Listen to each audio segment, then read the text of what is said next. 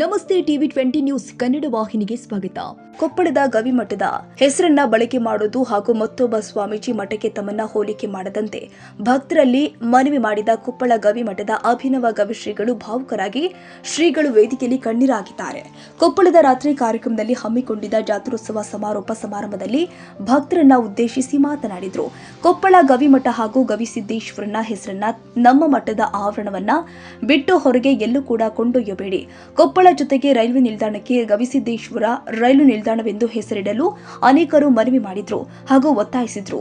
ಈ ಗವಿಸಿದ್ದೇಶ್ವರ ನಿಮ್ಮ ಉಸಿರಲ್ಲಿ ಇದ್ದಾನೆ. ಹೀಗಿರಬೇಕಾದ್ರೆ ಮತ್ತೊಂದಕ್ಕೆ ಅವರ ಹೆಸರೇ ಹಾಕಬೇಕು.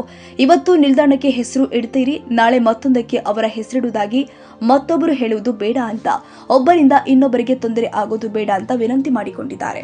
ರಾಜ್ಯದ ಭಕ್ತಾದಿಗಳಿಗೆ ನನ್ನ ಮೇಲೆ ಪ್ರೀತಿ ವಿಶ್ವಾಸವಿದೆ. ಹಾಗಂತ ಮತ್ತೊಬ್ಬ ಸ್ವಾಮೀಜಿಗೆ ನನ್ನನ್ನ ಹೋಲಿಸಿ ಸಾಮಾಜಿಕ ಜಾಲತಾಣದಲ್ಲಿ ವಿಮರ್ಶೆ ಮಾಡಬೇಡಿ. ಗವಿಮಠವನ್ನ ಮತ್ತೊಂದು ಮಠದೊಂದಿಗೆ ಹೋಲಿಸಬೇಡಿ. ನಾಡಿನ ಎಲ್ಲ ಪೂಜ್ಯರ ಪಾದದ ಧೂಳಿಗೆ ನಾನು ಸಮನಾದವನಲ್ಲ. ಇದೊಂದೇ ಅಲ್ಲ, ಜಾತಿ ಧರ್ಮದ ವಿಷಯವಾಗಿ ನನ್ನನ್ನ ಎಲ್ಲೂ ಕೂಡ ಕರೆದುಕೊಂಡು ಹೋಗಬೇಡಿ ಎಂದು ಶ್ರೀಗಳವರು ಭಾವುಕರಾಗಿದ್ದಾರೆ. ನಾನು ಯಾವ ಪ್ರಶಸ್ತಿಗೆ ಅರ್ಹನಲ್ಲ, ಅದನ್ನ ತಿರಸ್ಕರಿಸುವಷ್ಟು ಶಕ್ತನಲ್ಲ. ಹೀಗಾಗಿ ನನಗೆ ಯಾವುದೇ ಪ್ರಶಸ್ತಿ ಕೊಡುವಂತೆ ಯಾರಿಗೂ ಒತ್ತಾಯ ಮಾಡಬೇಡಿ. ನನಗೆ ನಿಮ್ಮ ಸೇವೆಯೊಂದೇ ಸಾಕು. ನಾನು ಇದುವರೆಗೂ ಎಲ್ಲೂ ನನ್ನ ಫೋಟೋ ಹಾಕಿಕೊಂಡಿಲ್ಲ. ನಮ್ಮ ಗುರುಗಳ ಫೋಟೋ ಹಾಕಿರ್ತೀನಿ. ನಾನು ಮಠದ ಆಳು ಮಗ. ದೇಹದಲ್ಲಿ ಉಸಿರು ಇರೋ ತನಕ ಗವಿಸಿದ್ದ ಪಜ್ಜ ಹಾಗೂ ನಿಮ್ಮ ಸೇವೆ ಮಾಡುವುದು ನನ್ನ ಕಾಯಕ. ಪೂಜೆ, ಓದು, ಸೇವೆ ನನ್ನ ಜೀವನದ ಗುರಿಗಳು. ದಯವಿಟ್ಟು ನನ್ನ ಭಾವನೆ ಅರ್ಥ ಮಾಡಿಕೊಳ್ಳಿ ಎಂದು ಕ್ಷಣಕಾಲ ಕಣ್ಣೀರಾಗಿ ಮನವಿ ಮಾಡಿದ್ರು. ಒಂದೆರಡು ಸೂಚನೆಗಳು ನಿಮಗೆ.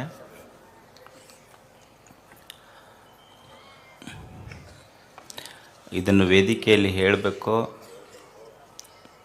ಹೇಳಬಾರ್ದಂತ ಭಾಳ ಅಂದ್ಕೊಂಡಿದ್ದೆ, ಆದರೆ ಹೇಳದೇ ಇದ್ದರೆ ನಡೆಯೋದಿಲ್ಲ ಅನ್ನೋದಕ್ಕೆ ಹೇಳಕತ್ತಿದ್ದೆ. ಕೆಲವು ದಿನಗಳ ಹಿಂದೆ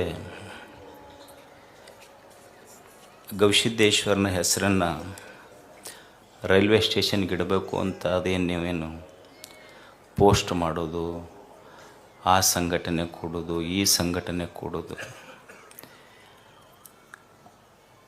ನಾನೆಲ್ಲ ಭಕ್ತರಲ್ಲಿ ಹೇಳೋದಿಷ್ಟೇ,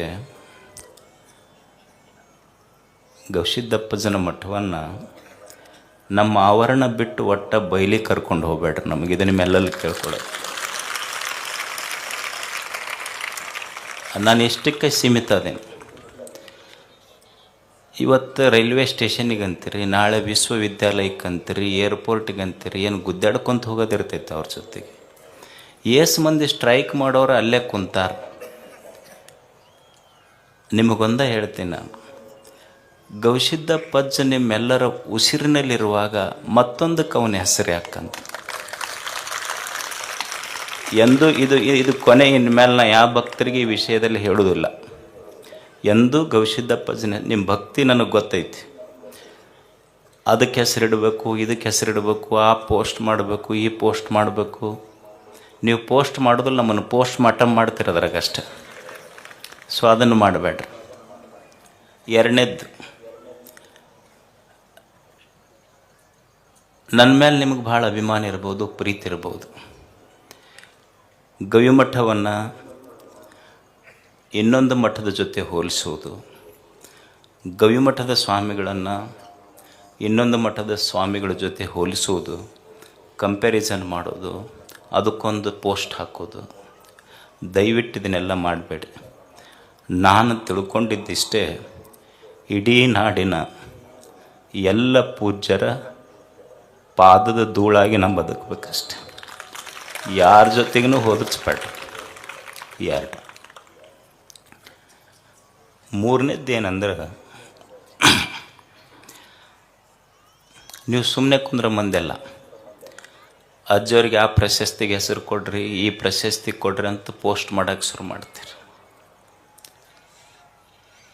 ನಾನು ಬರುವ ಪ್ರಶಸ್ತಿಗಳನ್ನು ತಿರಸ್ಕರಿಸುವಷ್ಟು ದೊಡ್ಡವನಲ್ಲ.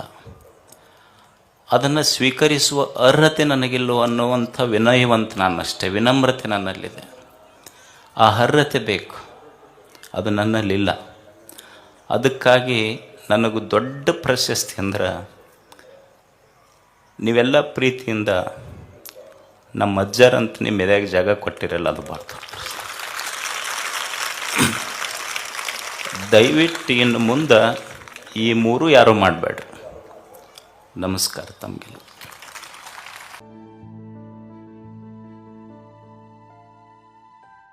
ಕನ್ನಡಿಗರ ಮೆಚ್ಚಿನ ನಿಮ್ಮ TV20 ಕನ್ನಡ ವಾಹಿನಿ ಇದೀಗ ಟಿವಿಯಲ್ಲಿ ಲಭ್ಯ.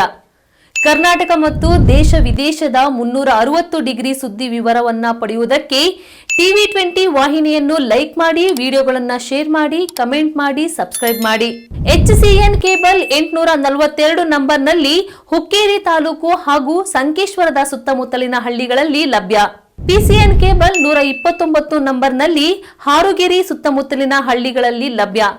ರಾಯಬಾಗ್ ಡಿಜಿಟಲ್ ಚಾನೆಲ್ ಕೇಬಲ್ 80ನೇ ನಂಬರ್ನಲ್ಲಿ ರಾಯಬಾಗ ತಾಲೂಕಿನ ಸುತ್ತಮುತ್ತಲಿನ ಹಳ್ಳಿಗಳಲ್ಲಿ ಲಭ್ಯ. UDCN ಕೇಬಲ್ ನೆಟ್ವರ್ಕ್ ಉಗಾರ ಸುತ್ತಮುತ್ತಲಿನ ಹಳ್ಳಿಗಳಲ್ಲಿ ನಿಮ್ಮ TV20 ಕನ್ನಡ ವಾಹಿನಿಯೂ ಲಭ್ಯ.